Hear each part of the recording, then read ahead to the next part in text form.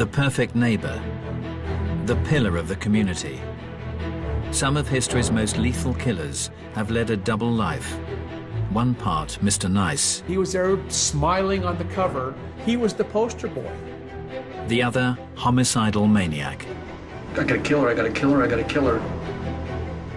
Forensic psychologist Lou Schlesinger has spent decades delving into the minds of murderers. The notion of a serial sexual murderer lives in his mother's basement and, kills cats is just incorrect. Serving detective Jackie Sabir is an expert in the mechanics of crime. The killer has a good working knowledge of this building. Between them, they're dissecting a case that struck fear through a community. That specter, that ghost, that man without a face, it was all back. The anger in his eyes, that was the one thing that stuck with me for years and years. And investigating if its perpetrator was born to join this most elusive breed of killer. I just knew in that moment I was gonna die.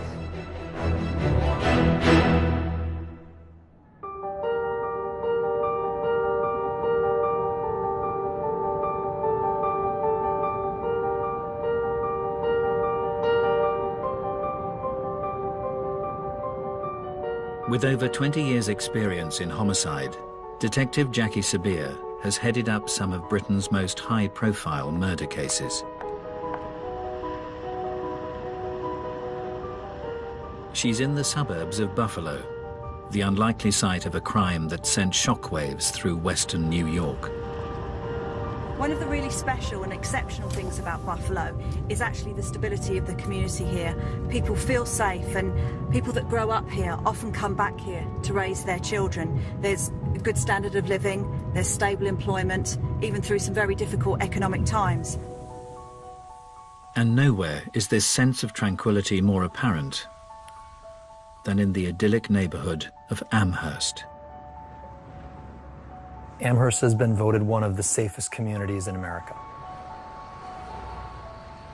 It's a picturesque community, a community of affluence. It's where most families aspire to move or live in. Just a very nice place to live and to raise kids. Each year, the beautiful setting also attracts over 30,000 students. It's home to one of the largest universities in New York State, University of Buffalo.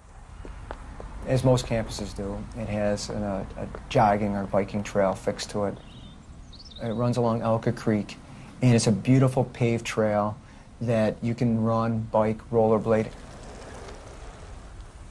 During the fall of 1990, second-year communications student Linda Yalem had been making the most of the green open space.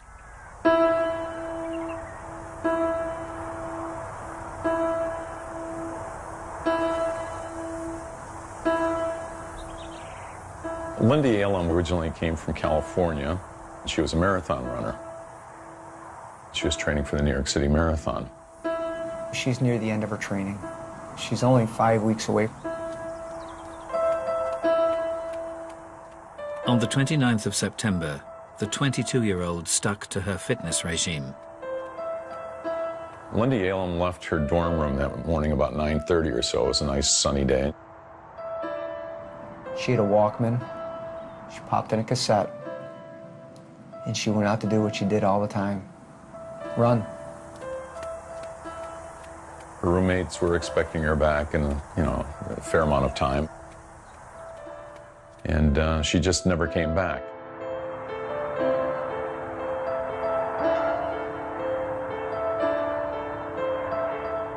An extensive search was launched along the bike path where Linda was known to have been running. Major Steve Negrelli recalls the moment the hunt for the student came to an end. They stretched this whole 5-mile path, searching the path, the woods, and where we're standing now, Linda's body was recovered.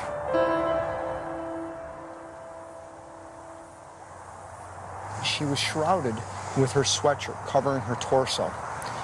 Underneath the sweatshirt, her brassiere and t-shirt was lifted up, exposing her breast. Her pants were pulled down off of her one leg. Was there any signs of defensive injuries? She had numerous injuries upon her face in her body, abrasions and bruises that indicated that she did try to fight her assailant. Despite her efforts, Linda's assailant cruelly controlled her. The assailant put duct tape over both her nose and her mouth. She was unable to gasp any air. In fact, she was sucking so hard that the duct tape was actually indented into her mouth. As the perpetrator raped his victim, he inflicted further torment through the use of a handled garrote. Why would someone use a garrote in this sort of case? What do you think he was doing with Linda? The garrote, by its very nature, where you can render someone unconscious just with a couple of twists, is a control mechanism. And what he did is he did a double loop. So if I could demonstrate, he just went over and back. And just by one hand, because now he had both broomsticks in his hand, he's able to tighten the garrote and bring his victims in and out of consciousness. They left signature garrote marks, ligature marks across her neck. You're very close to your victim. You're going to be looking in their eyes, aren't you? You're going to be able to see what you're doing to them, aren't you? That's correct. Forensic psychologist Lou Schlesinger has analyzed the minds of some of history's most twisted serial killers. For him, the torturous technique carried out on Linda Yalem raises huge concerns. When you use a ligature or manual strangulation to kill someone, that tells me it's personal, because it's an inefficient way to kill somebody. It takes a long time. They could fight their way out of it. So when you kill with strangulation, that is almost always a sexual element involved, because you're seeing the victim suffer. And strangulation has been the sordid choice for a class of killer who only get their kicks out of this sadistic MO. During the 1980s, Virginia's Southside Strangler, Timothy Spencer, created tourniquets from belongings found in his victims' homes. He had 2 socks wrapped around her neck and a 16-inch vacuum cleaner extension twisted in the ligature. Tampa Bay murderer Bobby Joe Long would bring his own ligature to the scene of the crime. Just left the ligature right on the victim. Why did he do it? Because for some reason that was arousing to him to see the victim lying there with the ligature just hanging off her. Right in here's where I killed her. This class of killer is perhaps topped by America's most prolific serial murderer. I think you put like five of them in there. Gary Ridgway was the archetypal guy next door, but in his hidden life, he strangled dozens of prostitutes. When I got through having a climax with her, I jumped on her. How much are you pulling on her neck? I'm pulling really hard on her neck. How? Just like this. What are you saying to her? Don't fight, and I'll let you go. No, Ridgway was never going to let him go. He got him in the strangulation hold, and he basically said to them, if you relax and just let me go through my little sexual thing, I'm going to let you go. And when she relaxed, he then strangled her and killed her. I'm feeling, I gotta kill her, I gotta kill her, I gotta kill her. They want to get close and touch the person as she's dying. This is what's stimulating for all of these individuals, like Gary Ridgway and Long, and so many of them who kill with that method.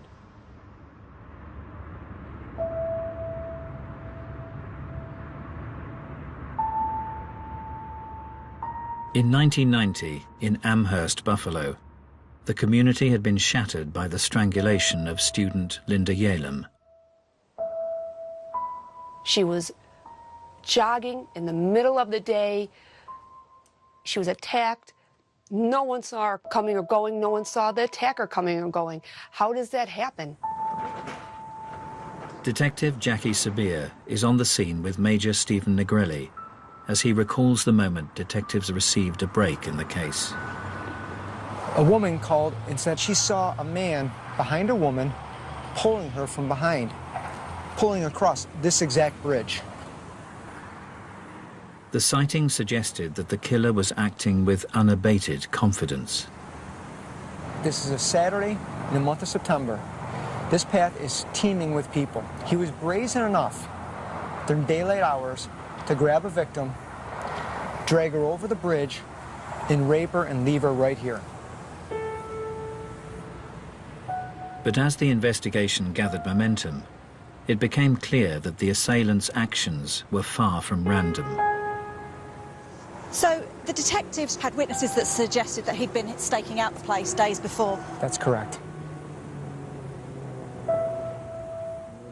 And one such witness was a local factory worker who had spotted a work colleague in the vicinity just days before Linda's death. And his co-worker saw his fellow co-worker walking on that path. Thought it was unusual, went to talk to him, and his co-worker pretended like he didn't see him. Acted bizarre.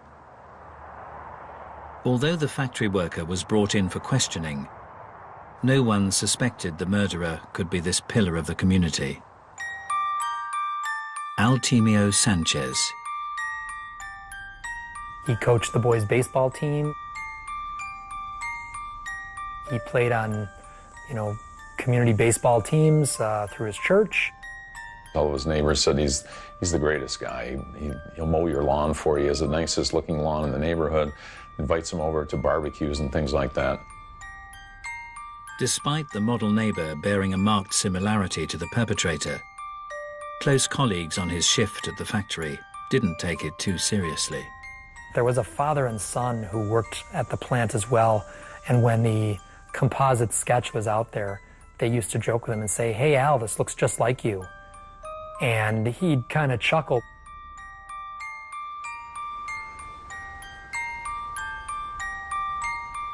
The residents of Buffalo couldn't imagine that the perfect husband and all-round good guy was concealing a double life.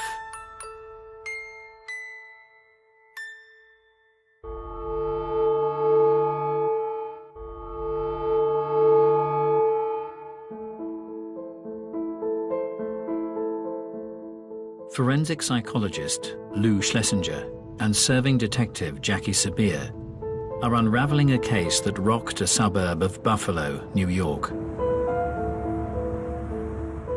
In 1990, Amherst student Linda Yalem was sadistically raped and strangled on a local bike path. For Jackie Sabir, the killer's movements reveal a meticulous operator. This is an incredibly open public space, so for him to have the confidence to have staked out this location, knowing that he wouldn't be disturbed, starts really raising the levels of anxiety of the detectives. This wasn't a spontaneous assault. This was premeditated. And it appeared the calculated killer may have struck before. His technique resembled an MO displayed in a series of sex attacks, perpetrated by a character dubbed the Bike Path Rapist. The Bike Path Rapist first became known to me when I was a teenager. A girl from my high school had gotten raped. He would prey in areas where there were either high schools or recreational areas that would, younger women would typically utilize. He was using a knife, he was using a gun, and then he started using the double ligature garrote. The period of attacks was so prolonged, Lisa Redmond's childhood memories would be brought sharply into focus as she pursued the rapist as an investigator. Did he cause any other injuries to the victims? Was there any other violence other than the actual sexual offence? One of the rape victims managed to get her fingers underneath the garrote, and he was choking her so hard it actually bent her fingers, and years later she showed me her fingers were still bent. The sex attacker cast his net wide over Buffalo's green open spaces. So we've got rapes down in this location in the south, we've got rapes here, we've got the University of Buffalo where Linda was killed, yes. So we've got a homicide up here. We've got clusters of locations where offences happen. These you would not know unless you had knowledge of that area. He's tailoring his crime and his location to his victims.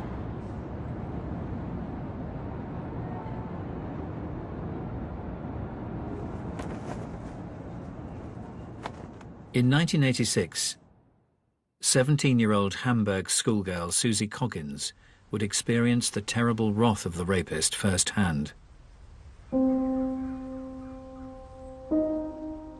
I was walking to a 9 o'clock class.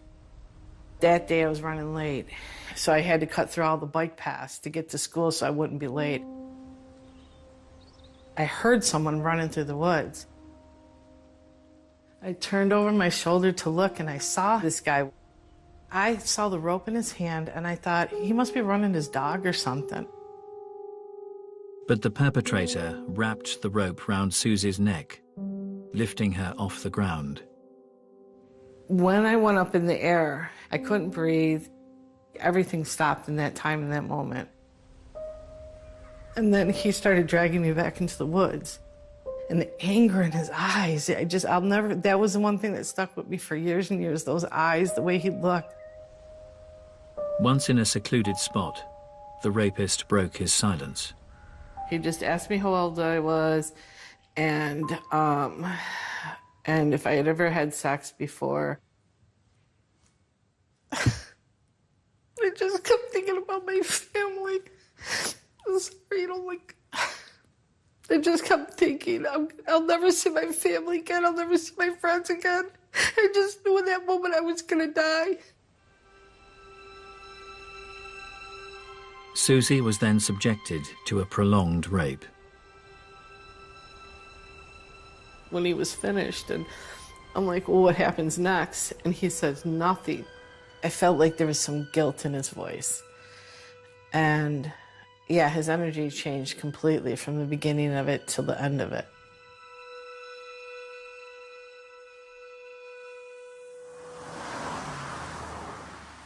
As police desperately pursued the rapist, charismatic factory worker Altemio Sanchez was as popular as ever. He was a jock. So people at work loved having him on their softball team, running with him, golfing him. He was an outstanding golfer. He was a guy that guys wanted to hang out with. Despite his jovial demeanor, Altemio Sanchez's start to life had been far from happy. As a child, he struggled academically, but Sanchez would insist his biggest challenge was out of school, living with his alcoholic mother. She would frequently remind Al, you know, you weren't wanted. She openly told him during his life, you know, when she was pregnant with him, that she actually bought kind of a concoction of drugs that would induce an abortion and use those drugs during her pregnancy. The unwanted child had been born into a turbulent home in 1958 in Puerto Rico. He was one of 4 children. There was family tension between mom and dad, and I believe dad left when he was very young. I think he was 2 years old when dad left. His mother discovered very early on that his father was having an affair and moved the family to New York City. However, life in the big city didn't offer a fresh start for the Sanchez family. He had spent a lot of time with his mother living with different men. He one time lived in the back of a car. She allowed various men into her life. He alleges that those men abused him physically and emotionally during that time period. Sanchez stated he also repeatedly saw his alcoholic mother being abused by her violent partner.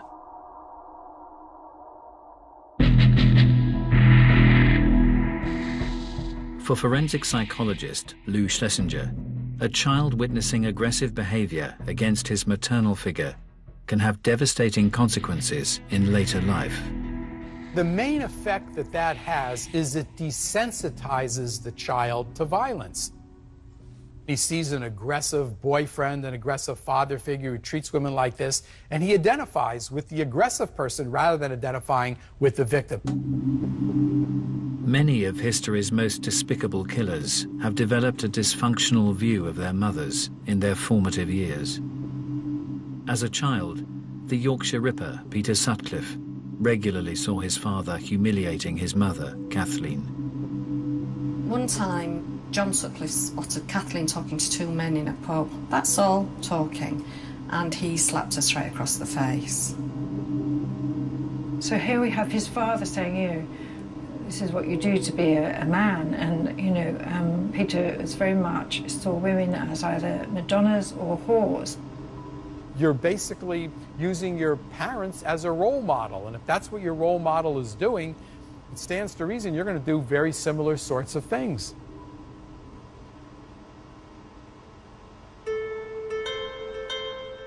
But this crucial mother-son relationship can be affected in other ways.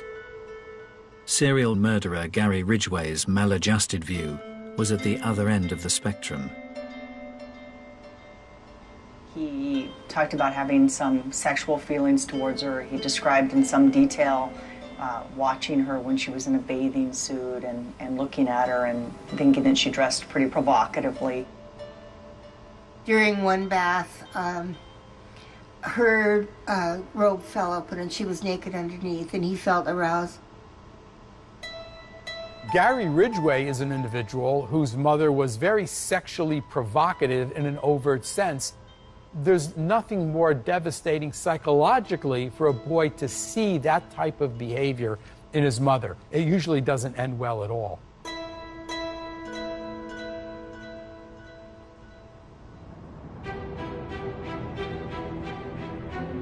In 1990, in Buffalo, New York, police had connected the murder of student Linda Yalem to a string of brazen rapes committed along the area's bike paths and trails. What made this so bizarre is these were broad daylight attacks. But then, for the next 2 years, the brutal crimes ceased. Poof. He vanishes off the radar.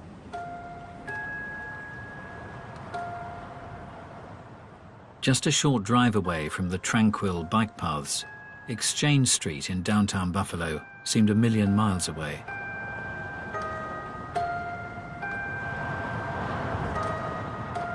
The red light district was worked by prostitute Majane Mazer. Majane Mazer was turning tricks. Sometimes she would stand on corners. A lot of times she would give her number to people and they would call her. But on an October night, the vulnerable 32-year-old was picked up by the wrong man. A John called her. She went out to the curb, got in his car, took off. She was never seen again. Okay, so this is the actual building. Right up to the fence line is where Majane Mazer's body was found. Bless her.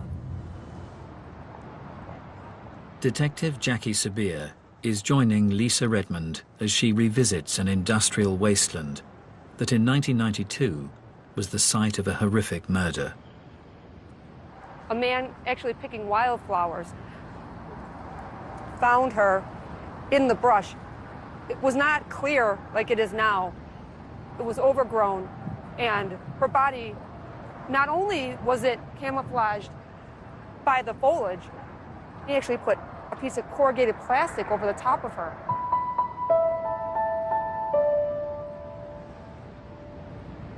When her body was discovered, what condition was her body in? She was lying prone. There was a plastic bag right around her head at the neck, and then another garbage bag pulled over the top. On closer examination, Majane's cause of death was undeniable. There was evidence of ligature strangulation on Majane. She had the double ligature marks on her neck, but due to the circumstances that she was a prostitute, that she was covered the way she was, The investigators at the time did not put two and two together that she was a victim of the bike path rapist. Did the detectives form an impression of who could have done this, though? What type of person would have done this? They thought that it would be someone that she knew or was familiar with because of the way the person had painstakingly taken the time to try to hide the body. As police chased up leads, they were unaware that one of Majane Mazur's regular clients was a local family man leading a double life, Altemio Sanchez.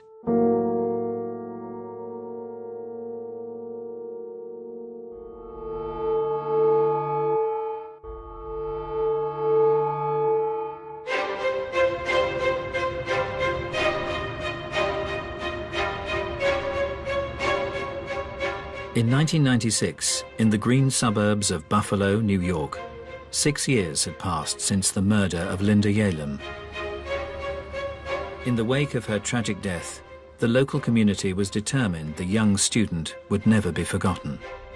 Because Linda was a runner, there was something created called the Linda Yalem Memorial Run.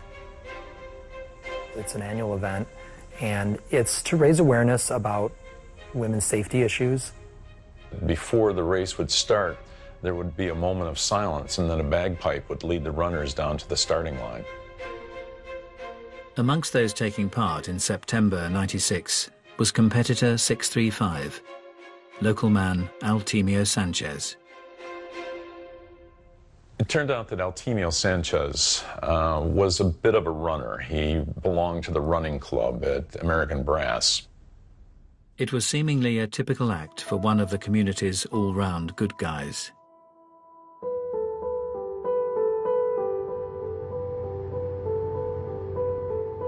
Detective Jackie Sabir has come to Cheektowaga, the neighborhood in which Altemio Sanchez set up home with his college sweetheart 10 years previously. Cheektowaga is an incredibly safe, quiet suburb, low crime, and it's great schools. And that's why Sanchez and his wife picked this location to raise their family. He had 2 sons. He was very involved in his community. Nothing remarkable about him. He just seemed like a neighbor. He was the guy that, when snowfall came, he'd be out there with his snowplow plowing out your driveway. He was a member of his local church community where he was coaching the softball league. His family were well known. He was here for a long time, so he'd established ties. In his working life at a nearby brass factory, Sanchez was also well liked. Fellow worker Ken Chakai would regularly chat with the forklift driver as his night shifts drew to a close. And your first impressions of him? He was just a normal guy? Normal guy. Very nice guy. Soft-spoken. I can't say anything bad about him. Was Sanchez ever in trouble at work, or were there any issues? He was a good worker. Yeah. Was there any gossip about him, or rumours? He was good with the church, the community, his family belonged to the church. He's a great guy. Nobody in Buffalo believed that Altemio Sanchez had anything to do with the murder of Linda Yalem. Having worked extensively with the FBI, Professor Lou Schlesinger is fully aware that for many, a serial killer is hard to spot. The notion of every serial sexual murderer being weird and a loner, lives in his mother's basement and, kills cats is just incorrect. To further understand those capable of concealing a heinous double life, the psychologist is meeting an offender who ruthlessly targeted women. How did you feel when you were raping someone? Oh, I felt powerful. This inmate is a serial rapist who remained undetected within his community for over a year and a half. Someone knows very little about this topic. What could you say to help them understand the mind of a serial rapist? For me, I hated myself. I felt that I wasn't adequate. The sex offense is not about sex. It's about the power and control issues. It's about the self-esteem issues. It's about a person who is desperate to be accepted and validated as a person. While you were raping women, you were in a relationship with women. Well, in this case, I was married. You were married. Did you feel you led a double life in a sense that nobody even knew you were capable of something like this? Oh, absolutely. Tell us about it. I had regular work. I worked hard. I was responsible. I enjoyed activities with other people. When different people that knew you from the community and whatnot realized what had happened, were they pretty shocked? Oh, yeah. Yes. Didn't have a clue that you were capable of this. In fact, I remember the prosecutor during the case made a statement in court that, you know, in all other aspects of my life, this is the guy you would want your daughter to bring home, because I was a steady Nice guy. person. Right.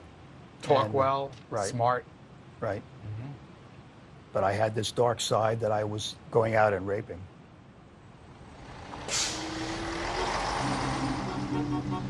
In his work as a profiler, Professor Lou Schlesinger has also experienced this chameleon-like ability in a class of killer that remained invisible to all around them. There's a large group of serial sexual murderers who have families and are married and work and have friends and acquaintances.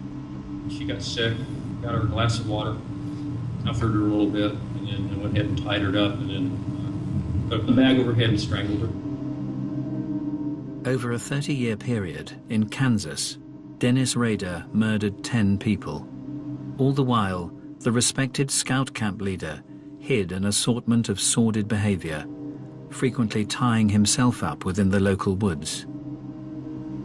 He was very big into autoerotica.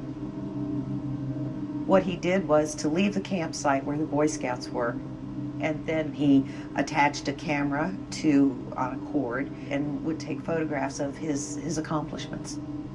Most people believe they can detect deviancy and particularly danger in others when they really can't in some cases. In Riverside County during the 1990s, model citizen Bill Suff's murderous identity was even more impenetrable. He was supplying equipment to the police department, the same police department that was investigating him. A homicide victim was found one morning when two of the investigators were with Bill, and their pager went off, and Bill made the comment to them, "Oh, did you find another body?" If a person interacts with you and makes jokes and seems like a normal guy, why would you possibly suspect that he's capable of such extreme deviancy?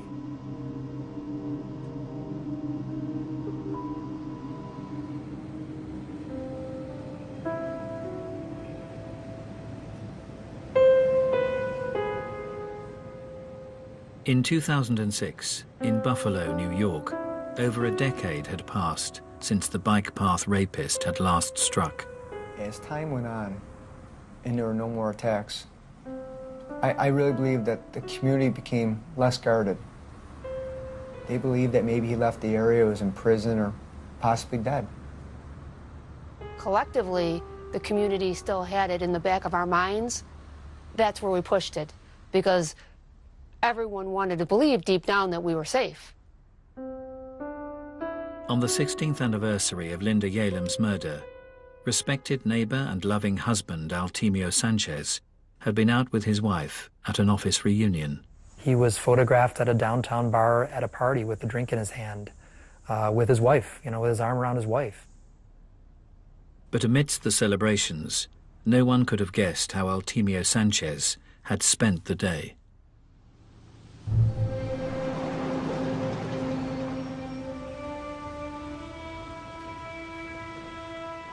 A few hours earlier, in nearby Clarence, it had been a typical Friday morning for mother Joan Diver and her young family.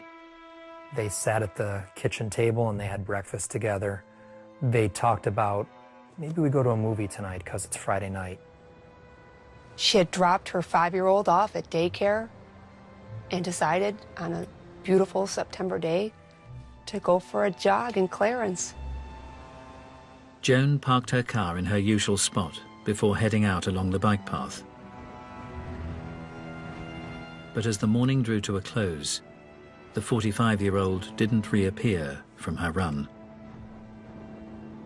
At the normal time of pickup for daycare, Mom didn't show. Her son kind of stood at the window and looked out the window like, where's Mom? With no sign of Joan, an extensive search was mounted. Detective Jackie Sabir is joining Steve Negrelli as he retraces its final steps. A couple of Boy Scouts and a scout leader.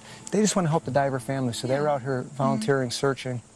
One of them kind of bent down, peered in, and he could see underneath the shrubbery and overgrowth, he could see what appeared to be a human hand.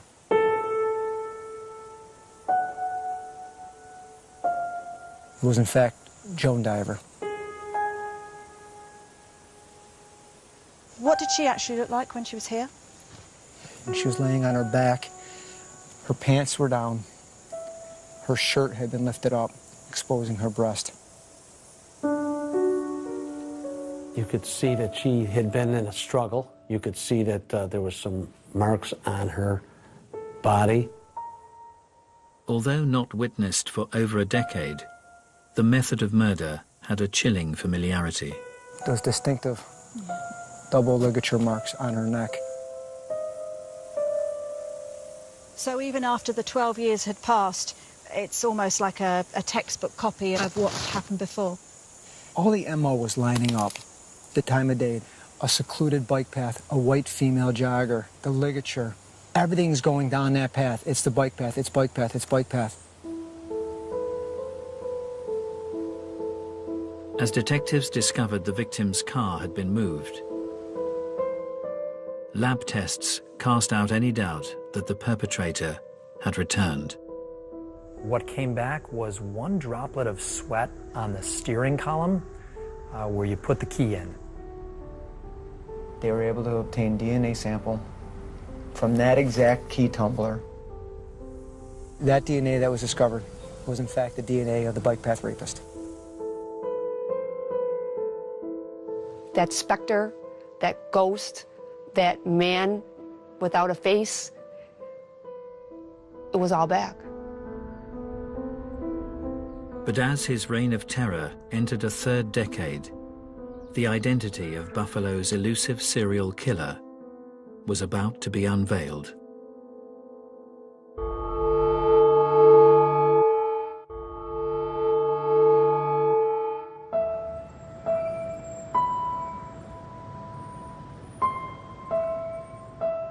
In September 2006 in Buffalo, the murder of jogger Joan Diver had marked the return of the bike path rapist after more than a decade's absence. As a serving detective, Jackie Sabir is in no doubt as to the impact of this tragic development. To come back after a 12-year break would have been an enormous shock to the team of investigators, because you have to relive and pull all of those files again and start practically from the beginning. With the DNA sample indicating an Hispanic male, the list of suspects shrank down until an historic case left just one name.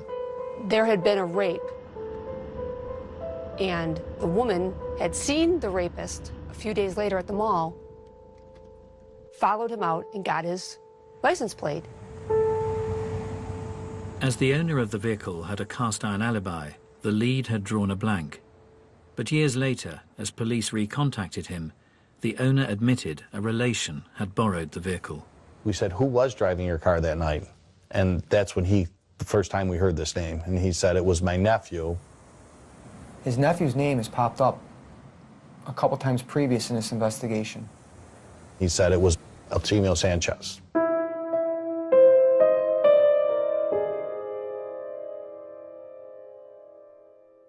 It was like getting hit in the face with a baseball bat, because after all these years, we finally had a name to this faceless monster that had been terrorizing the women of this community. With a direct DNA match, the church-going softball coach was questioned by Detective Lisa Redmond. At first, he didn't believe I was a police detective. It made me show him my badge. His attacks were about controlling women. He couldn't control her. She was in charge. It unnerved him. At one point, he said, "I think you're something else." And I noted that he said something, not someone. He referred to me as something.